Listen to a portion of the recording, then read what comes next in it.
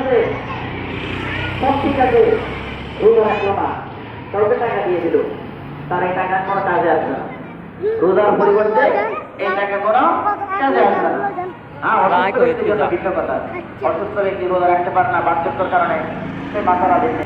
কিন্তু শরীরের শক্তি মাথা সত্ত্বেও কেউ যদি রোজা না রেখে কাউকে টাকা, এবার হচ্ছে মালিক, ইবাদতে মালিক, সেটা হলো যাকাত।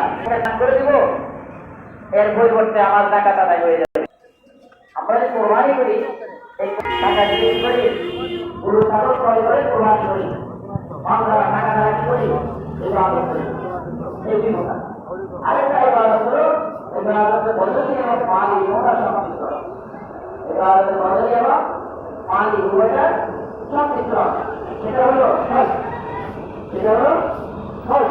হজ করতে টাকাও লাগে, আবার কি লাগে, যাওয়া লাগে, শরীরে পরিশ্রম করতে হয়, পরিশ্রম করতে হয়।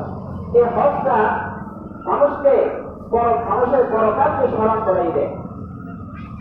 এই হজ মানুষের আখেরাতকে স্মরণ করাই দেয়।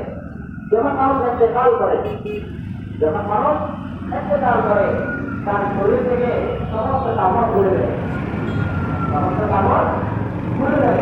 তোমাদেরকে যখন হজের নিয়ত করে, হজের নিয়ত করে যখন সে একরাম আছে, একরাম বাঁধার আগে সমস্ত কাপড় খুলে দিতে হবে। এটা বিরাট, হজের বিরাট। মৃত্যুর সাথে হজের সাথে কি আছে, সামঞ্জস্য আছে, কি আছে। দ্বিতীয় নম্বর, যখন কোনো ব্যক্তি মারা যায়, মানুষ তাকে দেখতে আসে, মানুষ তাকে দেখতে আসে। কেউ শুধু দেখে চলে যায়,